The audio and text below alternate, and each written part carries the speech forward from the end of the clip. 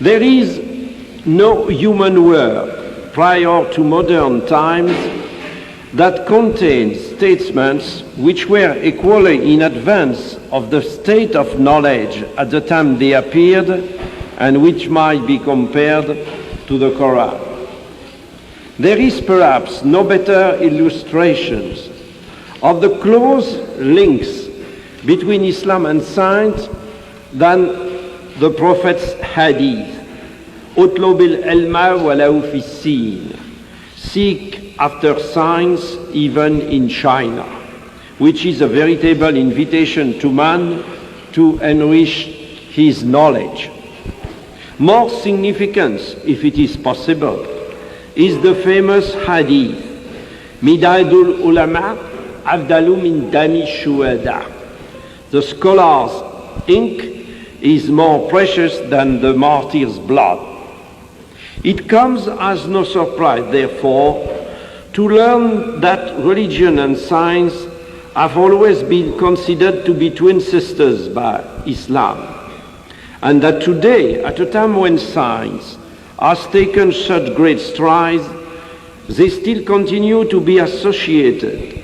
And furthermore, certain scientific data are used for the better understanding of the Quranic text.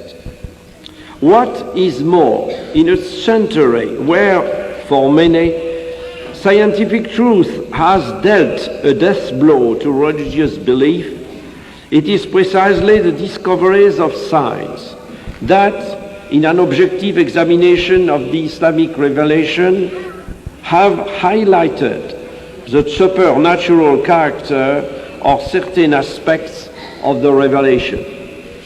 When all is said and done, generally speaking, scientific knowledge would seem, in spite of what people may say, to be highly conducive to reflection on the existence of God. Once we begin to ask ourselves in an unbiased or unprejudiced way about the metaphysical lessons to be derived from some of today's knowledge, for example, our knowledge of the infinitely small or the problem of life, we indeed discover many reasons for thinking along these lines.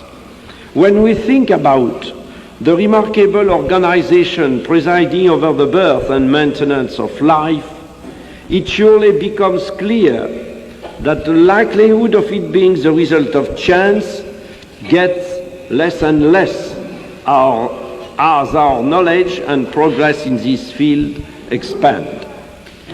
To me, it would seem that the scientific progress made in understanding the fantastic complexity of higher beings provides strong arguments in favor of the opposite theory. In other words, the existence of an extraordinarily methodical organization presiding over the remarkable arrangement of the phenomena of life. In many parts of the book, the Quran leads in simple terms to this kind of general reflection, but it also contains infinitely more precise data which are directly related to facts discovered by modern science. These are what exercise a magnetic attraction for today's scientists. For many centuries, man was unable to study them because he did not possess sufficient scientific means.